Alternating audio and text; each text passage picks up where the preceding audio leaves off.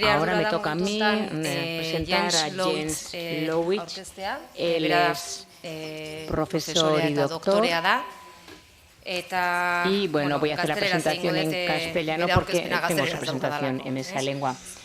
Jens Lowitz ocupa la cátedra Kelso de Derecho Comparado, Derecho Empresarial de Europa Oriental y Políticas Jurídicas Europeas en la Europa Universitat Viadrina Frankfurt. No sé si lo he dicho bien.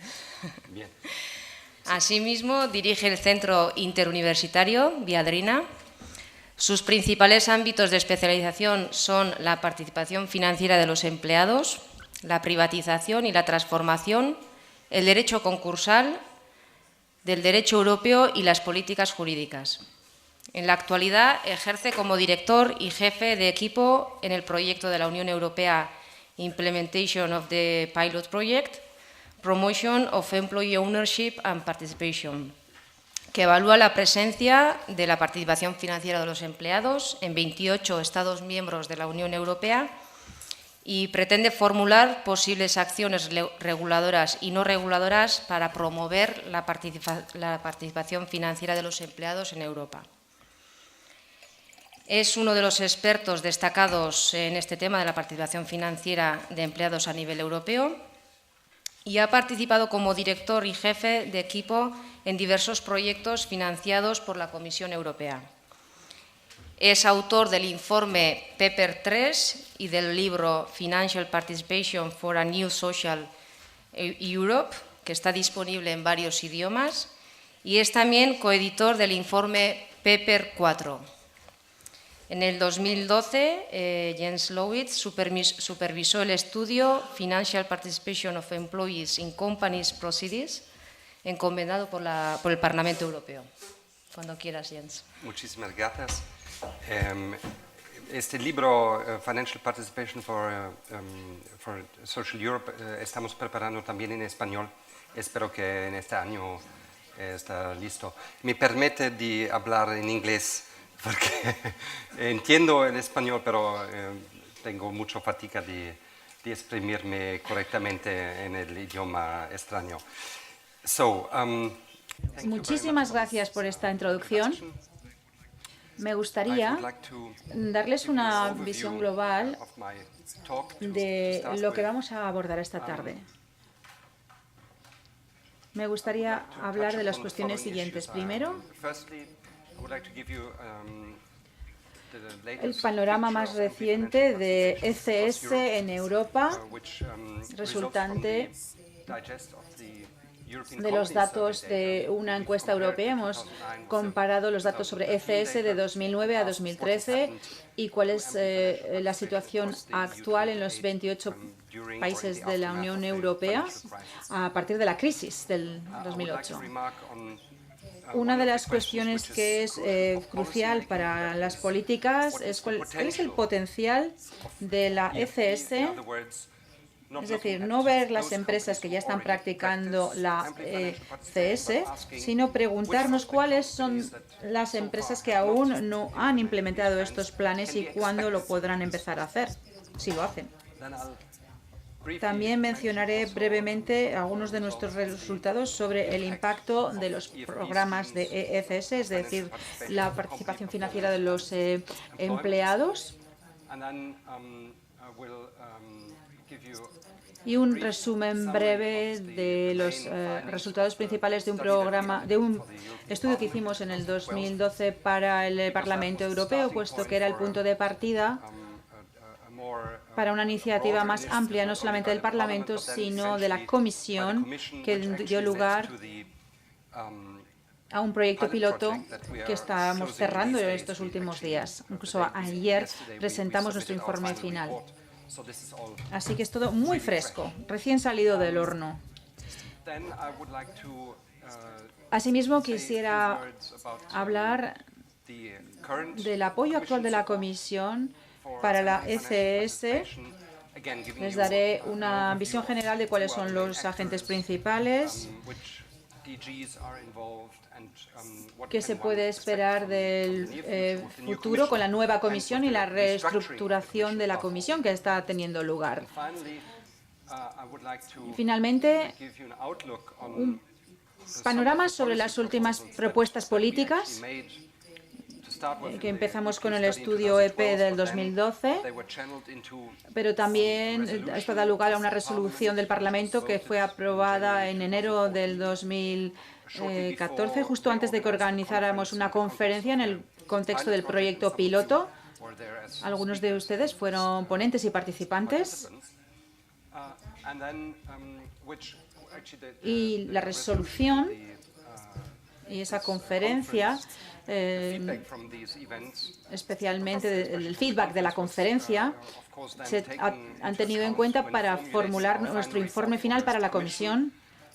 Y básicamente hay dos o tres, quizás tres propuestas de legislación. Una propuesta a corto plazo que podría lanzarse inmediatamente, y les voy a presentar el Centro Virtual para la ECS, que es una herramienta online que pone a disposición toda la información que hemos ido recopilando en el proyecto piloto en los 28 países, más Turquía, Noruega y los Estados Unidos como países de benchmarking. Esto está combinado con una herramienta online que ya les introduje la última vez cuando estuve en la Diputación. Se llama el Calculador de Tasas Fiscales Efectivas, CETREPS, pero que sirve para dar transparencia al tratamiento fiscal. Y esto sirve también para dar transparencia a los programas de participación de los empleados a nivel financiero. Y luego tendremos un plan de acción de 5 puntos para promocionar la ECS. Concluiré con algunas observaciones sobre el régimen común europeo para la ECS, para la participación financiera de los empleados. Y el marco principal aquí es implementar estas normas a nivel empresarial para poner en marcha sistemas de participación en las empresas a nivel económico y financiero, establecer reglas o normas para los 28 países.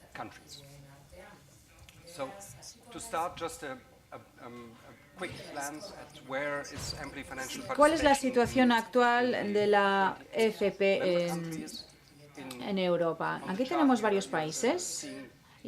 Tenemos distintas fuentes de datos. Tenemos una encuesta en la que se preguntaba a los empleados: ¿participan ustedes en un plan de participación financiera en la empresa?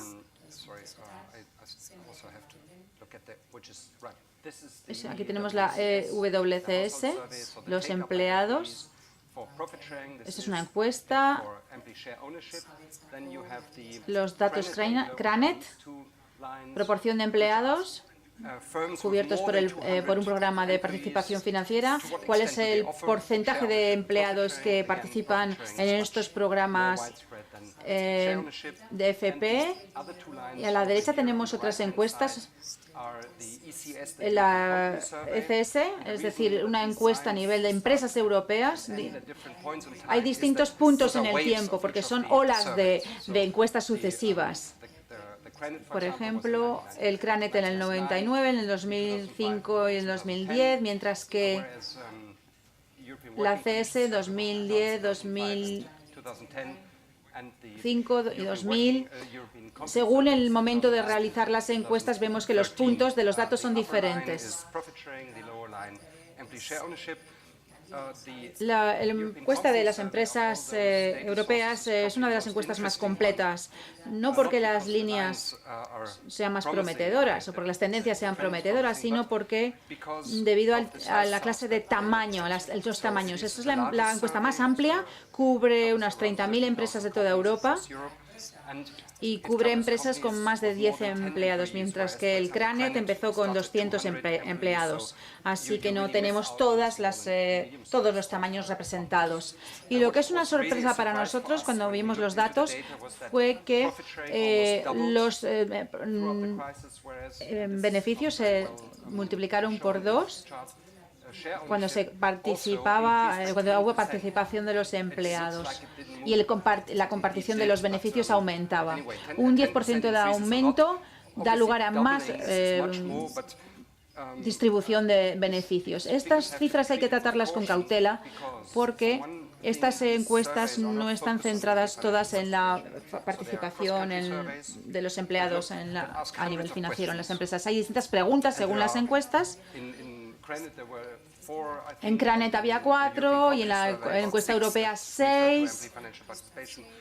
Así que no son muy precisas, no se pueden comparar totalmente. También hay un problema de definiciones, sobre todo con la compartición de beneficios. A veces se cuenta el salario también como una compartición de beneficios o una participación en los beneficios. En algunos casos no se ha duplicado, sino que ha podido aumentar en un 60%, pero el aumento es significativo, es impresionante. Y una de las explicaciones es que las empresas han utilizado esto como herramienta de flexibilidad durante la crisis. Y esto ha quedado confirmado por las entrevistas que mantuvimos y por nuestro trabajo en la red de expertos. En una situación de gran volatilidad económica y de inseguridad, las empresas que se han metido en estos planes de participación financiera han podido adaptarse mejor a la situación. Es una historia que tiene cara y cruz, porque lo que no sabemos es hasta qué punto estos programas de participación fueron utilizados para sustituir los aumentos salariales.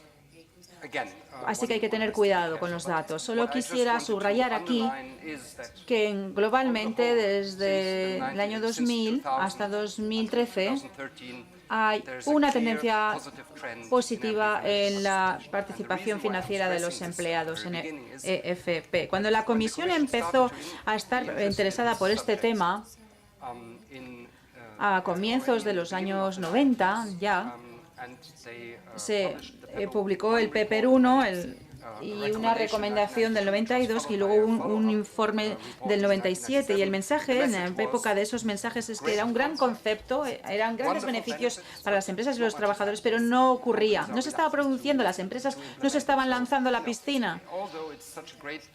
Es todo formidable, sí, pero muchas empresas decían no lo vamos a aplicar porque la recomendación no fue seguida por los países miembros de la Unión Europea. Sin embargo, vimos datos empíricos por primera vez en el 2006 con el informe PEPER y a gran escala, unos años después, vimos que no era correcto la tendencia que habíamos visto inicialmente. Se estaba desarrollando. Sé que mi tiempo es limitado, solo quiero resumir y dar un poco una imagen general. Yo creo que además todos estos datos estarán disponibles dentro de 1 o 2 semanas y podrán verlos todos los detalles online. Para resumir, ha habido un aumento del SO, el PS se multiplicó por 2, es decir, la compartición de los beneficios. ¿Cuál es la explicación? Hay una diferencia. Hay programas de base amplia y de base estrecha. Entonces, con ello se explica. Estas cifras que hemos visto incluían también los planes para los ejecutivos. Y lo que hemos hecho ahora es utilizar la misma proporción para el 2009, suponiendo que eso no había cambiado, para ver cuál será la proporción para planes de base amplia en los distintos países para obtener así datos más realistas, una imagen más realista, porque nos interesan mucho los planes de base amplia, no solo los de base estrecha. También hicimos 2 ejercicios, tamaño y sector, y no hay sorpresas a este nivel. Lo veremos en un momento. Está muy relacionado todo con el tamaño, una mayor participación financiera en grandes empresas y menos en las pequeñas empresas. Esa tendencia es lógica porque es algo más complicado en empresas pequeñas y según los sectores también. Por ejemplo, en intermediación financiera o en el sector bancario, son sectores que son predominantes y es más fácil aplicar el sistema. Hemos hecho otros ejercicios con estos datos. Hemos analizado el potencial, la probabilidad de que una empresa introduzca los planes EFP utilizando lo que se llama los sistemas de propensidad, para medir la propensidad de las empresas, es decir, la propensión de una empresa. ¿Cuáles son los factores que hacen que una empresa sea más propensa a tener planes de FP? ¿Y cuántas de las que no se animan comparten las mismas características? Es un modelo de determinantes. Solo estamos analizando características observables y quizás puede haber muchas más que no hemos tenido en cuenta. Por esa razón, hemos adoptado una actitud conservadora. Hemos reducido eso en un 50%, pero como veremos, sigue habiendo un potencial muy amplio. El segundo ejercicio que realizamos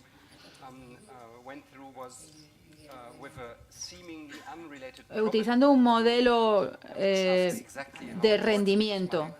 Mi colega Josh Sashi ha trabajado en métrica económica y no les voy a dar todos los datos porque es bastante complicado, pero no soy yo el que mejor puede explicarlo. Sé más o menos cómo funciona, pero no les voy a dar todos los detalles, que son muy pesados. Lo podrán leer en el informe. El objetivo de este ejercicio es el siguiente. ¿Hasta qué punto podemos demostrar que las empresas que tienen los planes de FP tienen más probabilidades de experimentar un aumento de empleo y un aumento de los beneficios? Este ejercicio es muy limitado porque hay una serie de preguntas en el ECS y no sabíamos cuál era el aumento de empleo, cuáles eran los beneficios exactos. La pregunta era, ¿habéis experimentado un aumento del empleo en la empresa y ha aumentado vuestros beneficios? Bueno, la explicación básica es que hay una correlación positiva y significativa. Las empresas que tienen los planes de FP tienen más probabilidades de aumentar su nivel de empleo y de beneficios, sobre todo cuando hay participación financiera importante por parte de los empleados. En lo que se refiere a las dos rondas de estudios, 2009, el 20% de las empresas europeas tenían compartición de beneficios o participación financiera en la empresa, mientras que el 80% de las empresas en aquella época no lo tenían. Esta imagen ha cambiado en 4 años. En el 2013, el 32% de las empresas tenían una de las dos, distribución de dividendos o de los beneficios o participación financiera. Había habido un aumento. Algunas practican ambas técnicas, no solamente una. Cuando vemos por países, cuando les he dicho que los datos no son los más fiables del mundo, vemos en la parte superior la compartición de beneficios o de dividendos y comparamos con lo que ha ocurrido en participación financiera. Tenemos España, la línea roja, y los países, sobre todo en cuanto a la participación financiera, no dan una imagen homogénea, aunque hay un 10% de aumento. Algunos países muestran un declive. Es algo más errático. No hemos encontrado clústeres o grupos o patrones de países. La imagen está mucho más clara cuando se comparten los beneficios arriba. Pero si quitamos algún país y decimos no, ahí hay un problema metodológico, las definiciones no están bien planteadas o los datos por alguna razón no son fiables. Si cogemos los agregados y los promedios de toda Europa, el mensaje está claro. No hay duda de que ha habido una dinámica positiva y esto ha quedado confirmado por las encuestas nacionales. Y son mucho más detalladas y normalmente se centran en la participación financiera de los empleados, es decir, EFP. Es una imagen empírica. Estos dos paneles, estos dos gráficos son de base amplia. Como he dicho, ahora hemos tomado las proporciones del 2009 y las hemos extrapolado al 2013, suponiendo que no han cambiado. Han podido variar algo, pero lo importante es ver que los porcentajes son inferiores. Cuando teníamos el 30% en 2013, en todos los planes, pues solamente tenemos 19,7 en base amplia. La proporción es la misma. Y aquí, en participación compartida en la empresa, tenemos los datos. 2009, 2013, base amplia, y aquí tenemos 2,9 y 2,5. Esa es la diferencia. En el 2013, esto es una extrapolación, no sabemos si exactamente es eso. Pueden ser datos algo inferiores. Desgraciadamente, no queda muy claro. Tamaño de las empresas.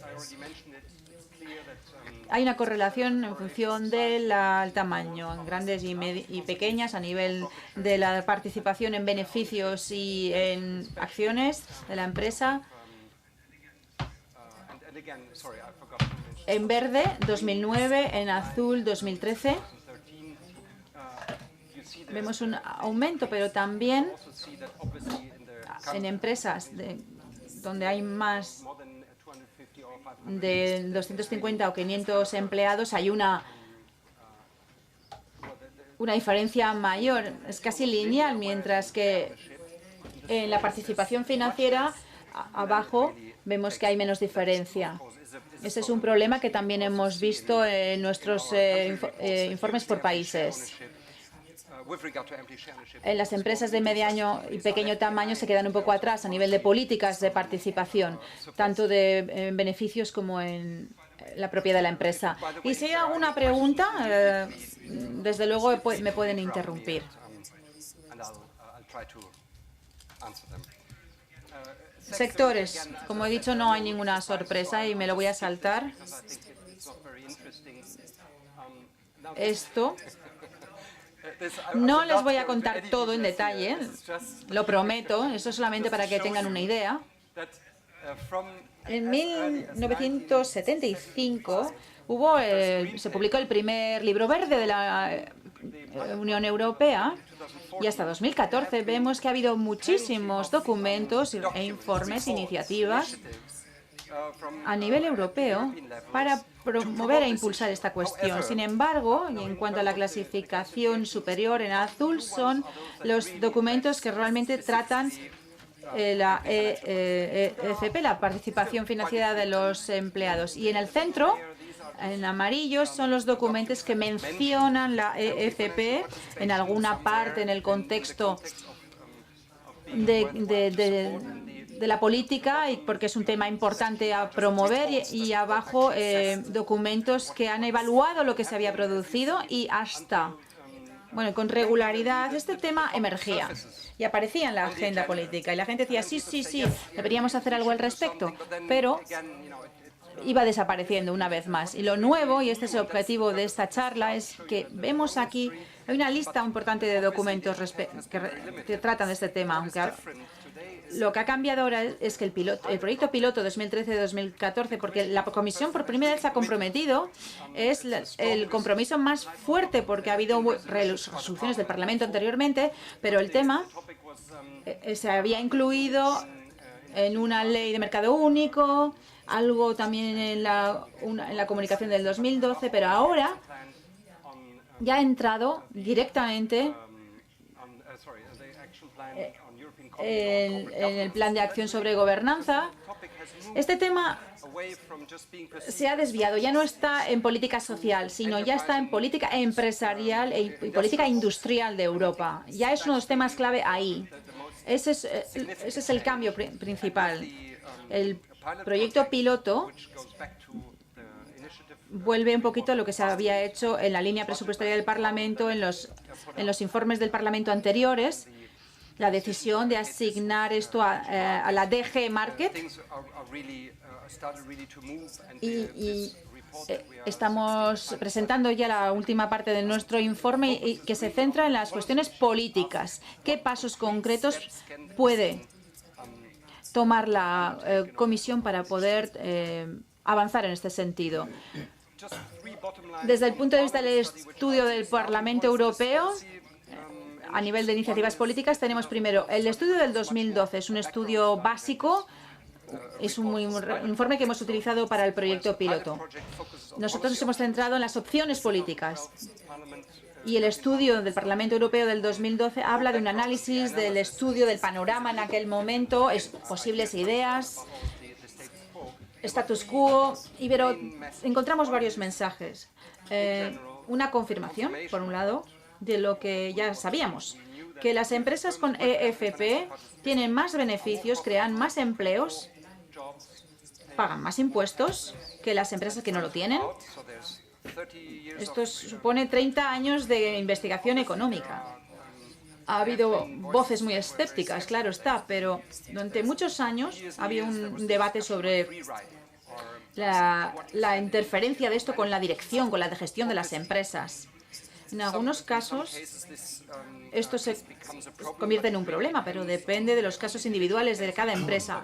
Globalmente, en todas las investigaciones realizadas, cada vez hemos visto que los resultados confirman que los problemas están asociados a cualquier plan, ya sea plan de participación de empleados en la empresa o de cualquier tipo de plan que se plantee en una empresa. Siempre hay algún problema.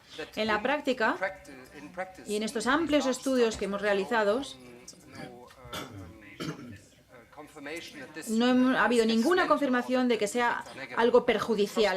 Al contrario, el mensaje básico es que estos planes de participación de empleados han acarreado grandes beneficios a las empresas y a los empleados. Otra conclusión, porque una de las preguntas que se ha planteado esta mañana es sobre los incentivos fiscales y la tributación en general, los impuestos. Por un lado, sobre todo después de la crisis, los gobiernos y la Comisión Europea son muy reacios a volver a introducir exenciones fiscales. Más bien serían favorables para retirarlos. Y ahí mis camaradas del Reino Unido aquí han sido muy valientes y yo creo que es increíble y creo que es un modelo. Claro, depende de los países, pero hemos incluido esto en nuestro estudio, especialmente por esa misma razón, porque es excepcional que haya incentivos. En 2012 y en adelante había 5 países que abolieron completamente las exenciones fiscales. Ha habido una ola de recortes, es decir, que no nos lo podemos pagar y entonces los gobiernos deciden anular los incentivos fiscales. Así que la segunda conclusión es que los incentivos fiscales no son un prerequisito para la EFP. Esto no quiere decir que no sean benéficos, que no sean buenos, pero aunque no existan, los planes de participación de los empleados funcionan, se practican y son beneficiosos. En Alemania, por ejemplo, los únicos exenciones tenemos es para la participación de los empleados, pero no para la distribución de beneficios o la participación en beneficios. Pero está extendido el hecho de que se incentiven las empresas a nivel fiscal la participación de los empleados. Si fuera lo contrario, esto abriría la puerta para otro argumento, diciendo si no hay incentivos fiscales nos podemos olvidar del tema. Por eso es importante para nosotros decir lo siguiente. No es un prerequisito, no es una condición previa, pero allí donde se están introduciendo adecuadamente los incentivos fiscales, donde están bien aplicados, esto promueve también la participación financiera de los empleados. Hemos intentado comparar el antes y el después en los países, salvo en algunos ejemplos. Yo creo que en Grecia tienen un sistema de exenciones fiscales tan complicado que nadie lo entiende. Las condiciones que hay que cumplir son tan complejas que al final no tiene ningún efecto en la práctica. Pero en todos los demás países donde existen importantes incentivos fiscales, podemos ver que sí que aumentan los planes de participación financiera de los empleados. Otro mensaje crucial es que necesitamos un marco legal estable para garantizar la participación de los empleados, pero de forma sostenible, para que se desarrolle de forma sostenible este tipo de planes de participación financiera, sobre todo en los países donde ha habido mucha privatización. En Hungría ha habido muchas privatizaciones en Hungría, muchas legislaciones que apoyaban esa privatización y luego la legislación cambió.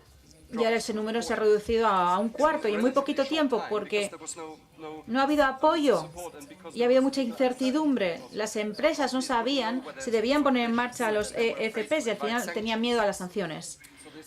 Así que es crucial que haya un buen marco legal estable. Tiene que haber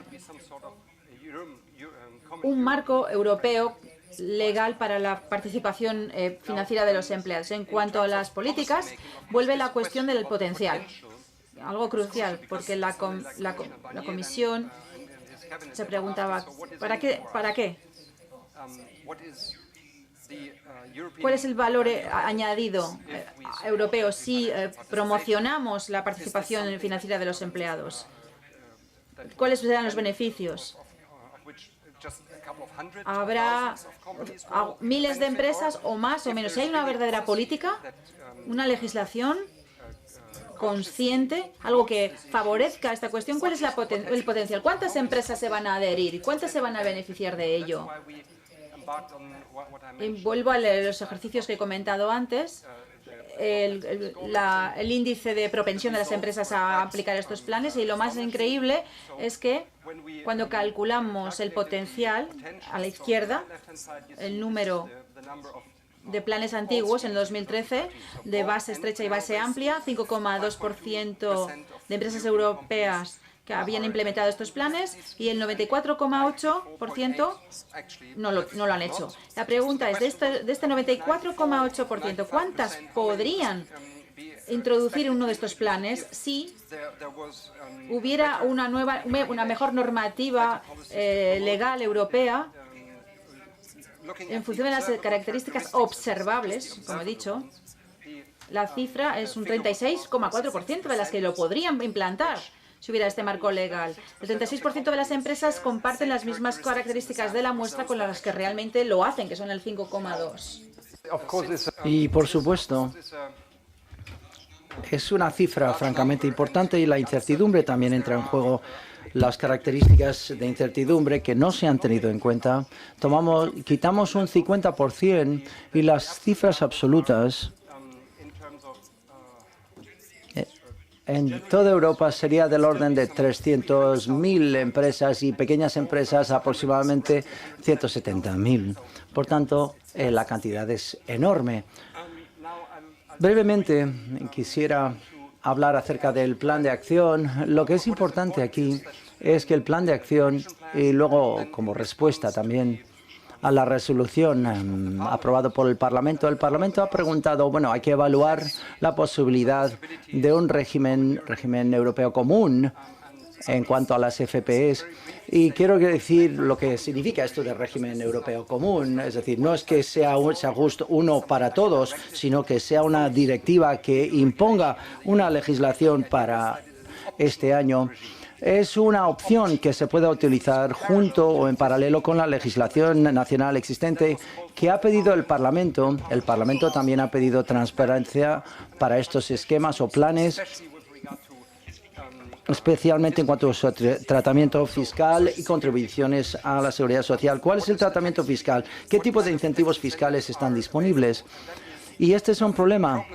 Durante décadas el debate siempre acaba cuando hablas de temas fiscales. ¿Por qué? Porque no puedes comparar un sistema fiscal nacional frente a otro. Así que básicamente todo el mundo, bueno, habla de sus cifras y hay una gran confusión. La idea era crear una transparencia, al fin y al cabo. Bien, lo que he dicho en cuanto a la armonización y estas opciones, no quiero entrar en detalles aquí. Básicamente hay dos opciones para la armonización europea. Una es que tienes una directiva que puede crear un requisito mínimo en todos los 28 estados. Todas las legislaciones tienen que cambiar su derecho nacional en cuanto a este estándar mínimo. El problema es que precisas de un consenso y es muy poco probable que 28 países con 28 tradiciones diferentes van a llegar a un acuerdo en cuanto a estos principios comunes. Lo más probable es que sea un mínimo que algunos países avanzados como Reino Unido, Francia o Eslovenia, por ejemplo, pueden bloquearlo y decir, no, vamos a reducir la normativa que tenemos, y desde nuestro punto de vista no es una opción. Por tanto, la segunda opción es mucho más atractiva. desde este punto de vista, es la opción de un régimen europeo común, que sería optativo, y se puede conocer la propuesta de una ley de derecho de ventas europeos. Hay 28 en los Estados miembros de la Unión Europea, y este régimen europeo común sería uno junto a los 28 regímenes nacionales, porque los 28 son tan diferentes entre sí. Y los ciudadanos europeos, sean compradores o vendedores, pueden elegir, de hecho, o utilizar bien el derecho alemán o del Reino Unido, especialmente en cuanto a situaciones transfronterizas. No, o pueden decir, no voy a utilizar, cuando vendo algo a Alemania del Reino Unido, voy a utilizar el derecho alemán porque no lo conozco, voy a seguir con el derecho del Reino Unido y se enfadará mi socio alemán, pero puedo utilizar el régimen común europeo porque es el mismo a través de los 28 países y no habría problema a la hora de conseguir información. Básicamente así es como funciona el mecanismo.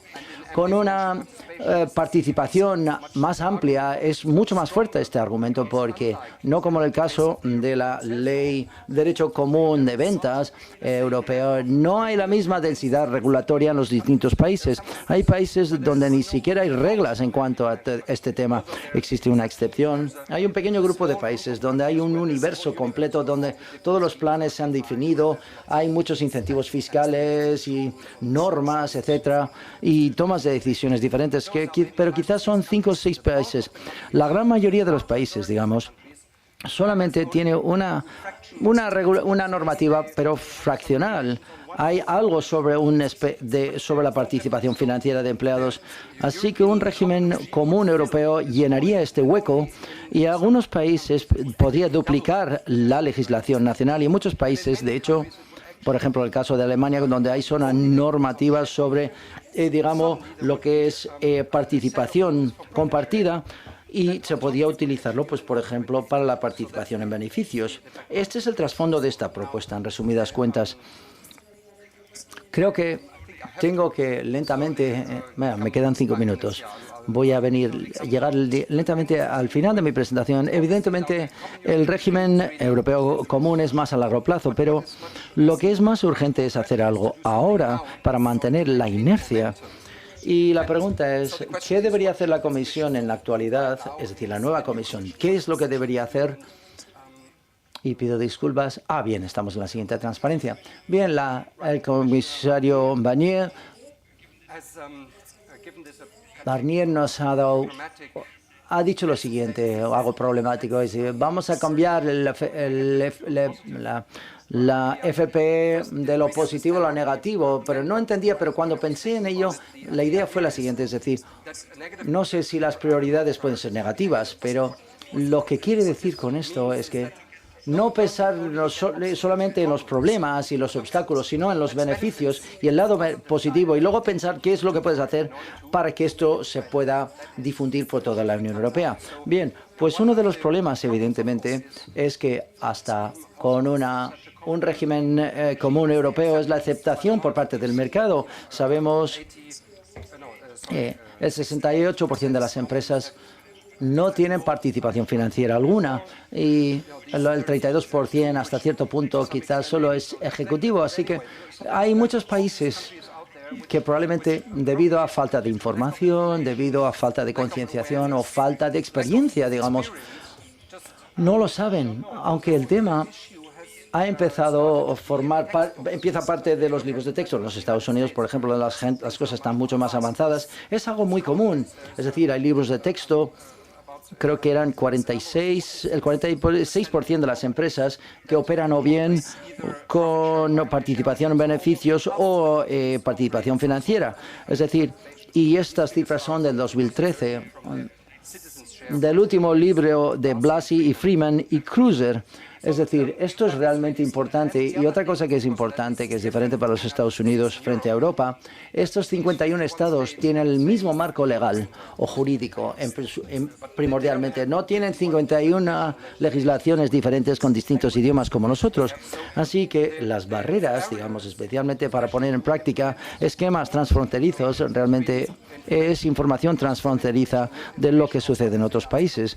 Y ahí es donde evaluamos este obstáculo, cuando lo evaluamos, especialmente para las pymes que no tienen subvenciones en todos los países y abogados que pueden proporcionarles esta información, una estimación de 3 países de evaluar si un plan es factible o no podría implicar como medio unos 3.000 euros por país conseguir la información que alguien tendría que invertir, y el resultado de este ejercicio podría no ser factible. Por tanto, este dinero se ha invertido para nada. Y ahí nos surgió la idea de proporcionar información online o en línea frente a un centro físico, porque una de las preguntas en el Parlamento y en la resolución, el informe, es ¿qué forma pueden tener estos centros de información? Pues evidentemente podemos tener centros físicos, 28 o un centro físico, pero sería muy costoso y es muy poco probable que la Comisión se comprometía a gastar millones de euros, especialmente porque habría una financiación institucional que causaría problemas. No se puede cerrar esto tras de un año cuando no ha sido tan buena idea.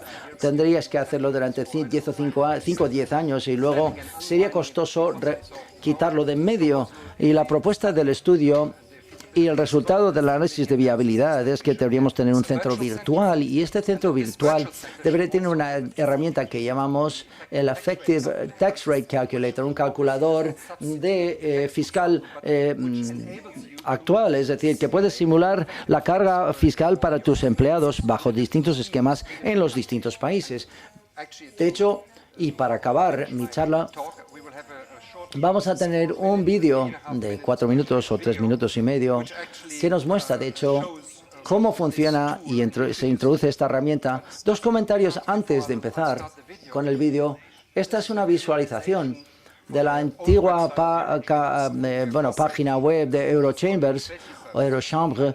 El centro online es que no creamos una nueva página web que no conoce nadie, sino que la herramienta se funciona como un plugin, es decir, como en tu smartphone o tu teléfono móvil. No lo tengo, pero supongo que todos sabéis lo que quiero decir. La idea es que puedes descargarlo en una cantidad ilimitada de páginas web. Estás utilizando canales de información establecidos, y los miembros de Eurochambres pueden clicar pymes, emprendimiento, asuntos y el widget, es decir, se instalaría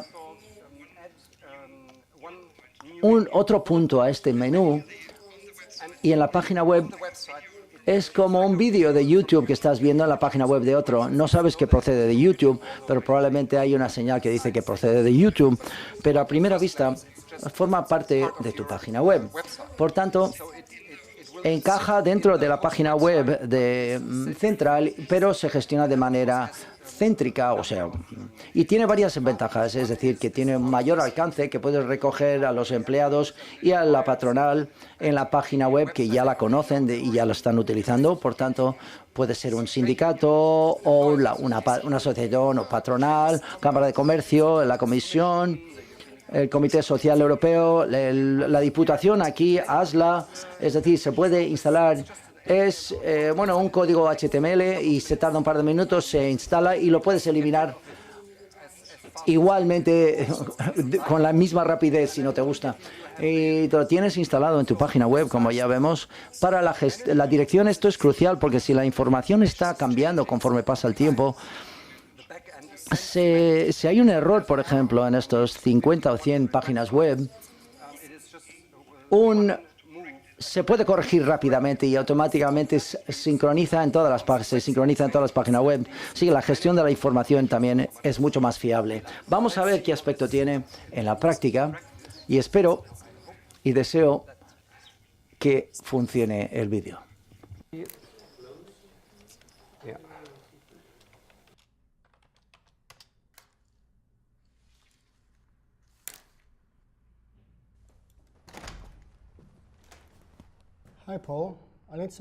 Quiero información sobre los planes FPTs. Hola, Derek. FPTs, ¿qué son FPTs? Bueno, siéntate. Bueno, te voy a quitar esto de en medio. Bien, es decir, participación financiera de trabajadores, es decir, todo lo que es compartir y participación de beneficios. ¿Para qué quieres la información? Queremos que nuestra empresa sea más competitiva, ya sabes, compartir los resultados de la empresa con los empleados o los trabajadores para motivarles. ¿Pero crees que es un buen momento para empezar algo así? ¿Quieres ampliar tus operaciones en París y Varsovia? ¿Por qué no nos centramos en esto? De eso se trata. Queremos buen personal y queremos ofrecerles algo más de su salario. ¿Y querés saber cuál es la situación en Polonia, en Francia también? Sí, por supuesto. Marco legal, temas fiscales, seguridad social, toda la imagen. Para eso te pago, ¿no? Bueno, Alemania en sí va a ser difícil, pero estás pidiendo 3 países europeos con 3 sistemas fiscales diferentes. Oye, no seas tan complicado. No estoy complicado. Europa es complicado. No tiene ni siquiera armonización todavía. Ya sé, conozco a gente en mi empresa que ha vendido toda la empresa a sus empleados. Bueno, vale. ¿Por qué no hacemos ¿por qué no te pones a trabajar?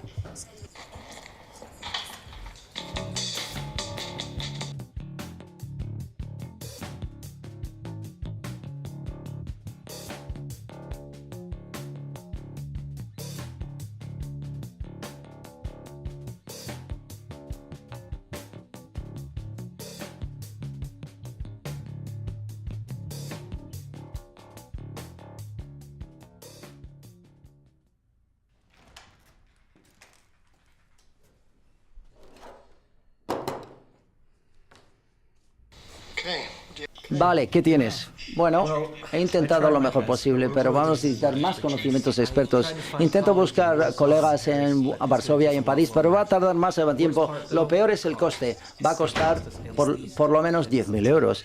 ¿Cómo 10.000 euros? Para saber si es factible o no. ¿Estás de broma o qué?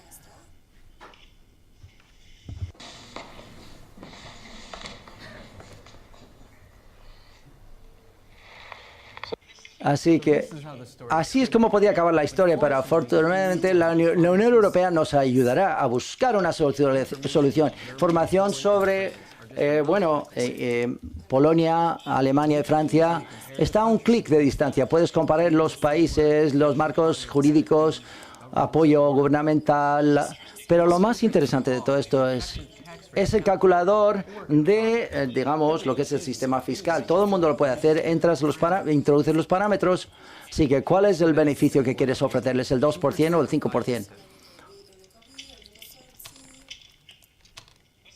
Vamos a hacer el 5%. Y calculamos con un salario medio de 20.000 euros, pero 20.000 no en Alemania, no son 20.000 en Polonia. No te preocupes, todo está ponderado. Vamos a echarle un vistazo.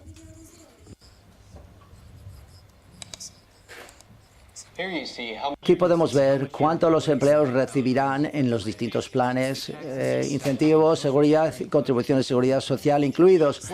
¿Cuáles son las barras y los distintos colores? ¿Qué significa? Cada uno es la carga fiscal en uno de los FPTs, y la línea horizontal, eso es si aumentas el salario. Así que reciben más de la FPT, del plan de FPT, ¿no es cierto? Sí, de hecho, para tu empresa, un esquema de participación sería lo mejor en los 3 países. Es dinámico, puedes similar cualquier cambio en los valores. Y también los empleados y los trabajadores. Bueno, qué bueno. Eso hace que sea mucho más fácil comunicarles el plan.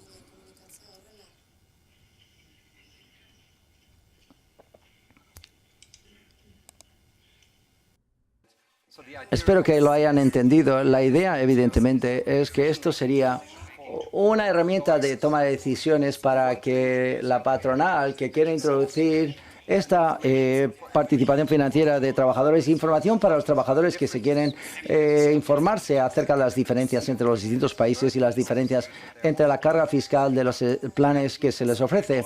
Porque imagínate un empresario o una empresa aquí de Mondragón que quiere marcharse a Polonia y a Estonia, por ejemplo, y es una pequeña empresa, así que todos los empleados o trabajadores se conocen y ofrecen un plan de participación de cualquier tipo o de beneficios y al final del año los trabajadores hablan entre sí en la cena de Navidad y descubren que reciben distintos beneficios y la primera cosa que se les ocurre es, bueno, el empresario me está discriminando y esto sería muy negativo para la intención, totalmente contrario a la intención del empresario que les quiere ofrecer algo. Y en ese momento me decir, oye, no, este es el sistema fiscal, compruébalo en esta página web y calcularlo y podéis ver que las diferencias son debidas a los distintos sistemas fiscales y de hecho antes de introducir este plan podía pedirles a los trabajadores que consulten la herramienta con los representantes de los trabajadores para ver cuál plan puede ser más favorable para dicha empresa. Muchas gracias.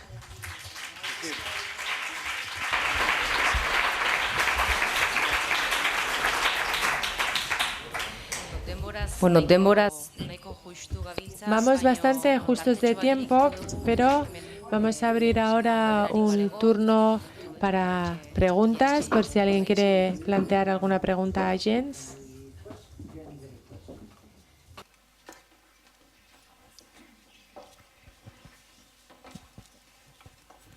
Gracias, profesor Lovitz, por su disertación. Sí, solo en español lo entiendo, solo en basque no. Sí. Nos faltan los verbos, ¿verdad? Solo. Gracias por la disertación. Ha habido una cuestión que no me ha quedado muy clara. Es decir, si usted ha comentado que si hubiera un marco legal europeo, pasaría un 36,4% de empresas pasarían a contar con planes de participación financiera. Y a continuación ha presentado el dilema europeo en cuanto al régimen jurídico.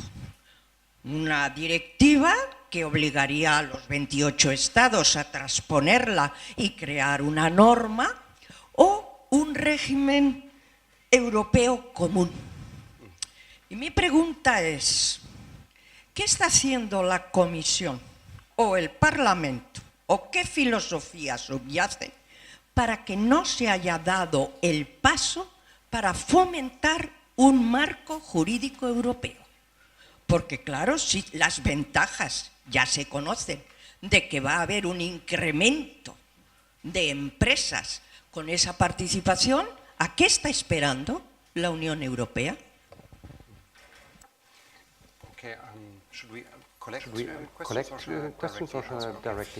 Respondo directamente. Bueno, creo que lo que tenemos que entender cuando nos fijamos en la cuestión de la armonización es que con 28 Estados miembros y 28 tradiciones nacionales diferentes, es muy poco probable que encontremos una situación común en una directiva. Y evidentemente, este nuevo mecanismo de la armonización que he mencionado, que se ha utilizado, por ejemplo, para el Estatuto Europeo Cooperativo, pero este es un régimen de 29, porque el Estatuto Cooperativo Europeo es supranacional, pero es optativo. No queda en paralelo con con el derecho nacional. Es un tercer elemento.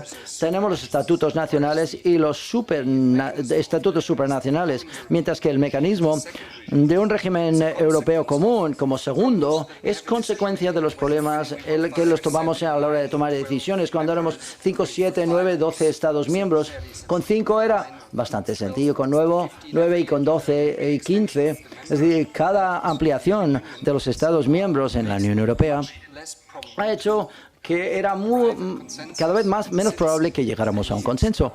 Y dado que una directiva potencialmente incluiría temas que están sometidos a la soberanía nacional, es casi imposible llegar a un acuerdo. Por tanto, las ventajas del régimen común europeo es la única manera práctica de introducir algo.